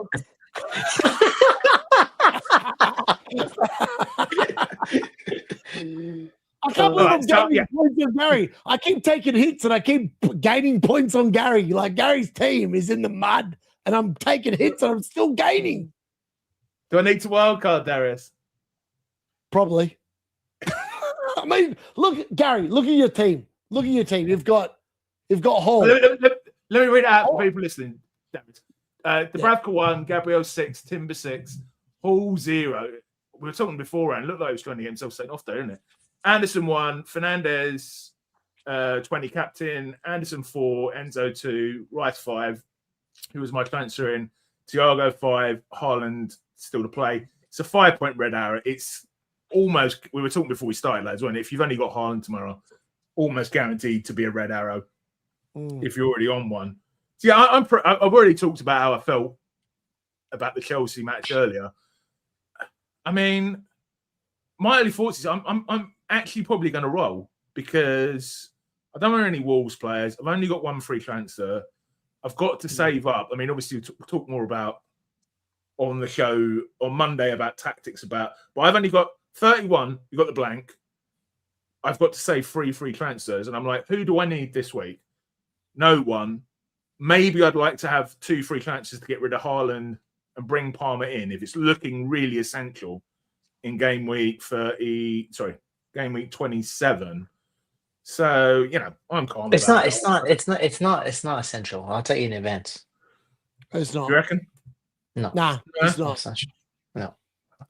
I mean, Nightmare was saying earlier in the chat, loads of people could go there and he could end up being bent.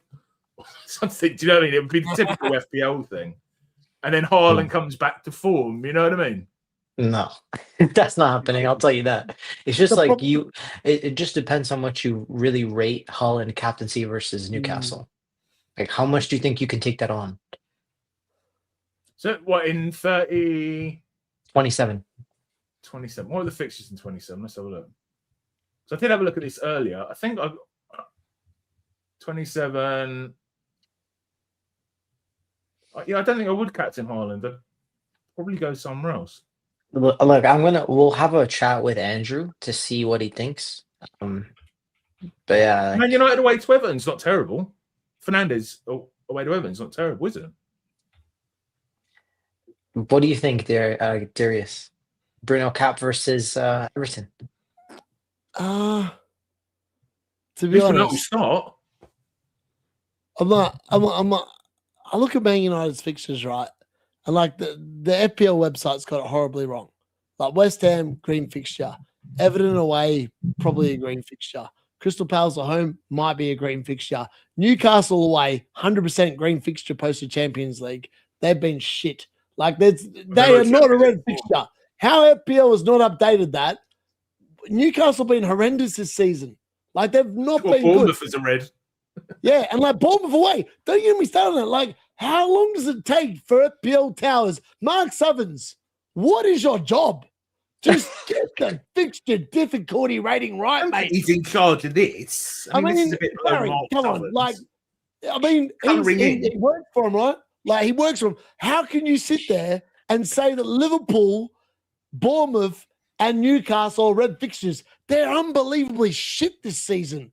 There is no world where they are red fixtures. At maximum, they are grey.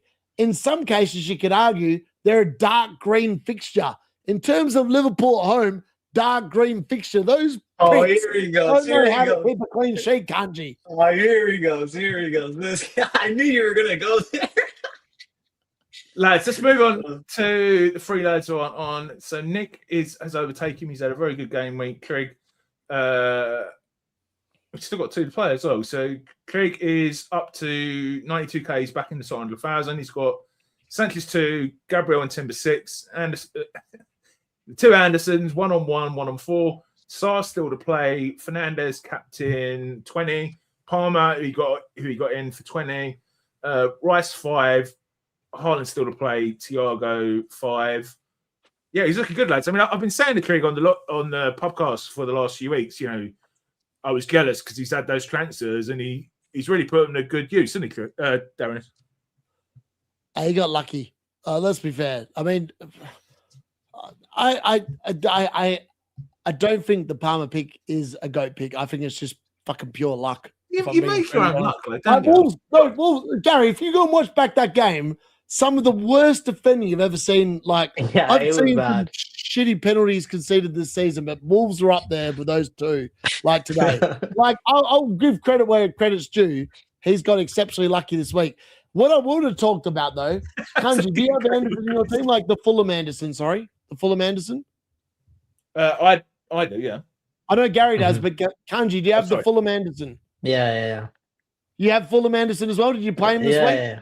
Yes, Why? sir. Unfortunately, Why'd you play him? Forgot who was he playing again? Everton, right? I don't know if I can trust Everton attack, but Dewsbury Hall is Dewsbury Halling, so I guess I shouldn't be playing him against Everton. You know? Have you looked at the fixtures for Fulham? Like, have you looked at how long ago it was that Fulham kept the clean sheet? Bro, I'm Look at not worried fixtures about coming that. up, like Man City, Sunderland's.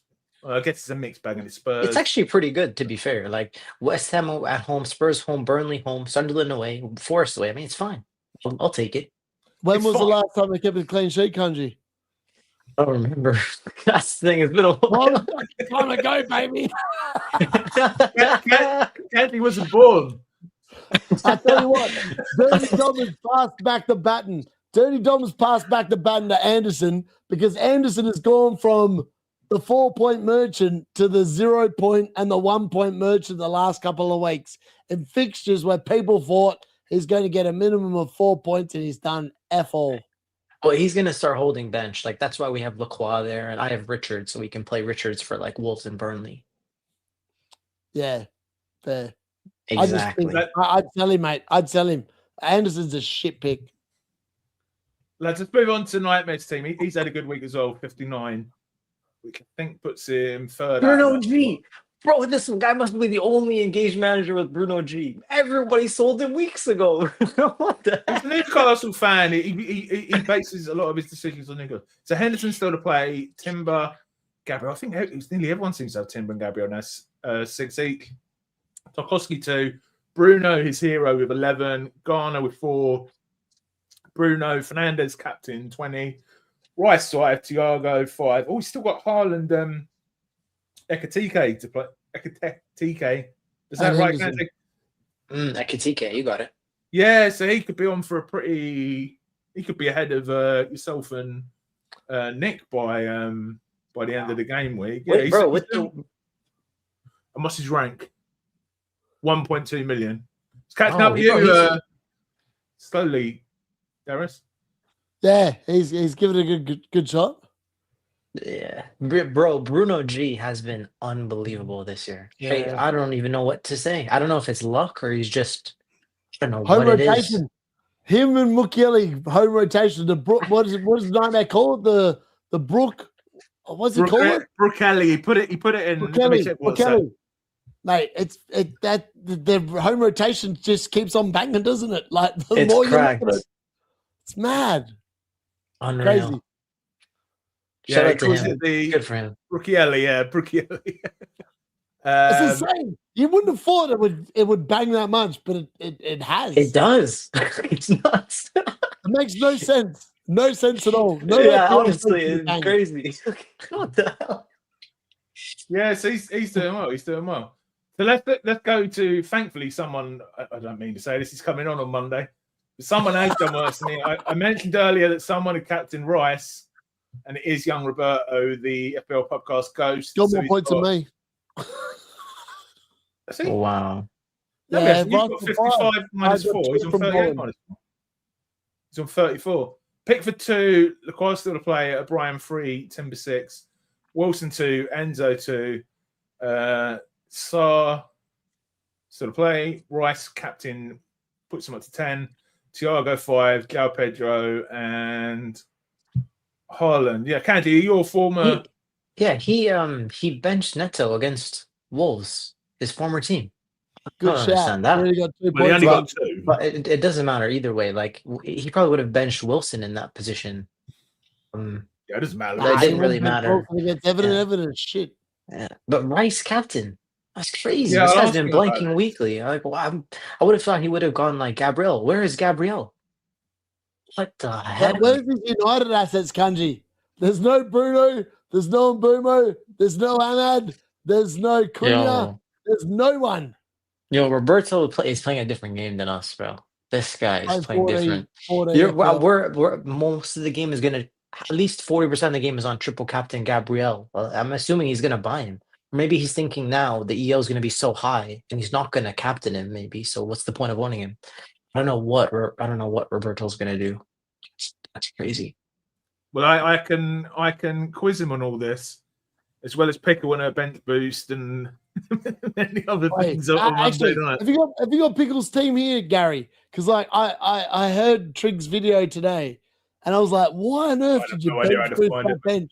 Like, She's in Nightmares. I don't understand it. She's in Like, Nightmares I League. really don't understand why you bench boost that bench.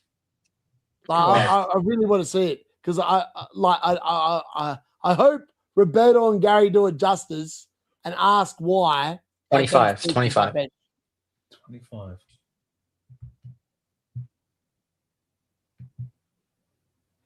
It's So sad she's on the got- line. Right. On her bench, she's got Dubravka 1, Ndaya 2, Anderson 1, Rodon 4. What So a- who what they a have? bench boost. Yeah, I wouldn't have bench boosted that, to be They fair. took a hit for that as well. They took a hit for it as well, Kanji. So in theory, it's a bench boost of 4. Oh, it's terrible. Who's the goalie, by the way? That's Is my it Raya? That's my bench boost from first half of the season. No, up. Proper Raya. goalkeepers, right? Yeah. Raya got a bonus point, or he got a save point. I think he got a bonus. He got a bonus, Kanji, I think. This guy, he's still outscoring Timber somehow. It's every week. It's so annoying. It's filthy. And to be fair, we don't want to be accused of being sexist. Yeah, bring up Raptors, Gary. Bring up Raptors. Raptor did the Bring up same. Raptors, so we can't be accused of Nebraska 1, Oh my Junior god. 2, Ghana 4, Rodon 4. She's not. They're not going to appear. I'm going to get a message on X afterwards. Heard you at my bench boost, Gary. I'm not coming on that. -4. He got 7 points on his bench boost. So well done, Raptor. Wild. I think I'm gonna get 15 minimum. Why would you bench boost that? It's a 15 shit points. bench. It's a shit bench. You know what? I want to hear. I love Ross. For the record, I love Ross, but that is a shit bench. Why on earth would you bench boost that shit? Okay, look, hindsight. I can't disagree with you. I can't disagree with you in terms of logic. Hindsight is 2020. And he's got So Anderson on field. He's got fucking Anderson on field, Gary. Like, And what Hall, planet is this guy living on? yeah, let's wait. He's got sense. He's got the legend. 1 point Anderson. 1 point Yeah. Anderson.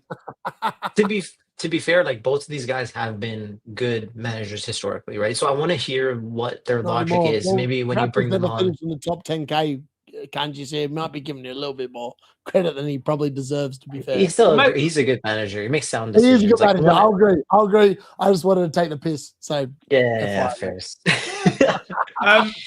Yeah, maybe Ross will come on once if Pickle doesn't tell him that we've completely slated it. I reckon if you tell Ross that D-Unit's going to be on, Ross will sign up straight out the gate, Gary. Like, he will love to talk Man United. You've got the best Man United watch along outside of Mark Goldbridge on the channel, and he'll come on. If you just talk about Man United, then I'm sure Ross He'll would probably love to say come D-Unit who? Hey, that troll hates content creators. Anyway, lads, let's have a quick look at Unitas tomorrow before we wrap up. So these are players I own, obviously. Well, Haaland's 100 he's come down in effective ownership. So Fernandes and Haaland basically switch places. Fernandes is up to top 10K, we'll just go with 140%. But Haaland's still 108%, so he's still going to hurt you if he does well tomorrow. It's nothing that matters. It's not that big. It's fine. Well, yeah, I guess it's 1/10 of a point, isn't it? It's like 10. Yeah, it's nothing. Just forget Yeah, it. it's not that big a deal. But it's not. But you're not going to gain anything from him. And who else? Yes. Has got to play tomorrow. So let's go. Hopefully he doesn't play. Then I get Verts off the bench, and hopefully Verts does something. That'd be the ultimate play. Oh. Semenyo 44. There's still a lot. Semenyo 44%. Ekateke 30%. Those are the big two.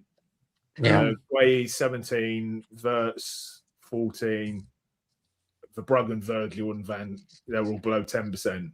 It's really, if Ekateke, Semenyo go off tomorrow, I don't think any of us own do. That for me and Darius, that'll be a red arrow. And if it's a high scoring game, we're all cooked. Because we basically have no attackers. I have Sabozlai, who's a defender. Really. So, like, we're all good. 34-point Dom Kanji, man. He's on track for 4 points. I'll take 4 points, brother. I'll take it if I can get it today, man. Oh my God. He's just a shit pick. Here we go. You just play the record. Just record it. Record the little vibe that he's about to say right now. Play it again next week. Play it the week after. It's still another one that really hurts me. I want to play that moment where, Dirty Dom, he's got the penalty. He's in the bar, Dirty Dom, 0-point Dom, Gary, hold my beer. This guy, the one that keeps hurting me is Semenyo. Like Ekateke, at least we can be thankful for Nightmare. Well, not at least we've got someone in the podcast league. Semenyo, none of us own him, and it's every time he does something, it's just suck your rank killer. Do you know what I mean? It's like 50% of the game. I actually made a tweet about this. I think Semenyo going to Man City actually is worse for Haaland because Semenyo has high shooting tendencies, so that just means less shots for Holland per game. And like Holland's XGI non-penalty per 90 in the last 3 games is 0.23 with Semenyo in the team. So let's see what happens. I said that. I said when Semenyo joined, I was like, it won't be bad for Semenyo. Semenyo likes shooting. It's just going to be bad for Haaland because he won't bloody pass him the ball. But I will say, Semenyo is a great player, and he's going to evolve himself. He will change eventually, and Pep will coach him if he stays, like, to become a better player. But at the moment, he just isn't that chance creator like De Bruyne used to be, and even Turkey when he plays, like they're like pass first type of players, you know. Yeah. Anyways. Okay, let's wrap up, lads. So I'll do a few plugs for this channel first, and last, where we can find you both. So yes, in theory, if we haven't pissed her off too much, I will be on with FPL Pickle, Andy Martin. You may not know him if you're not on X, but he's a big character, great guy, very, very big in the. Kanji, you can tell us. He's a big guy in the Twitter space, isn't he? Yeah, Andy's a great guy. He's a banter merchant. He's the type of guy that loves to play fixtures, and when you're not playing the fixtures, he thinks you're not playing FPL properly, and he will let you know.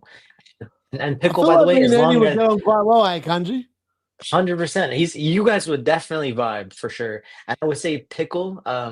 Look, I really want to come. Like, I really want to go to that episode. I really want to be there. If there's a chance I could join for like 10 minutes, is it okay? I'll message you like when I get time. Yeah, of course. I really want to chat with her specifically because she has such a good mind. And same like with Andy. I've spoken so much with Andy on Twitter, but I know it'll be a really good show as long as Darius doesn't send any screenshots to the wrong chats this time. That was a funny story. In fairness, how funny was that? Like, I did not know I'd done it until I woke up like 36 hours later, and I looked at the chat and I was like, "You only knew that you'd done it because I told you did it." I sent us the wrong chat. This wrong spot. That's what he's telling you. The only reason he knows he did it is because I screenshotted it and put it in our podcast chat. I went, what on earth Darius doing? And I was like, what have I done? Hold on. I was like, what chat have I put this in? I was meant to say it in a very different group chat that would have tolerated it a lot better than what it went down. Needless to say, Darius is probably not coming on this midweek, I guess. Well, so importantly, it's not this week midweek. It is on Monday at 7:00. There will not be a podcast on Wednesday this week because there's no football next weekend. I don't know if there's going to be a lock-in next week. I need to discuss that with the lads. If there isn't, we'll be back to the normal time for the podcast and lock in the week after. Kanji, where can we find you, my friend? Yes, you can always find me on Twitter at KanjiFPL. And shout out to Gary, by the way. When we started this, he was like, lads, I don't know if I really want to film this. I think he did a really good job. So thanks for having me on. I appreciate you, Gary and Darius, for your time.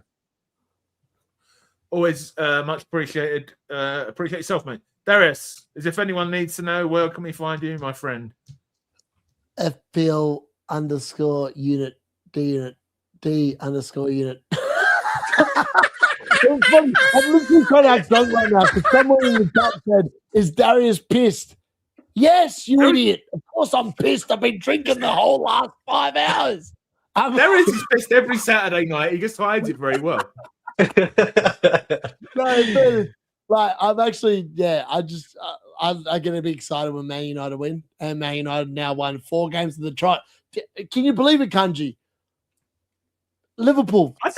Take me back to the start of the season. How many games in a row did they win at the start of the season? Wait, what? I think it was like 3 or 4. I think it was like 3 or 4. I can tell you right now. Give me 1 second. It was 5 games in a row in the Prem. I can tell you what, Kanji.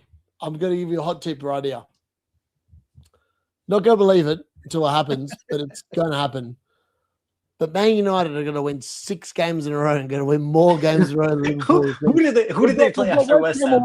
You can lock it in. That dude's getting his hair cut this weekend. Yes, this midweek, whatever you want to call it. Lock it in. I'll cut his hair. Fly him over to Australia. I'll give him a head shave, like the deer had a head shave when he got his hair cut. I'll give him the haircut myself. Then we'll go Everton away. I mean, like Everton are shit at home.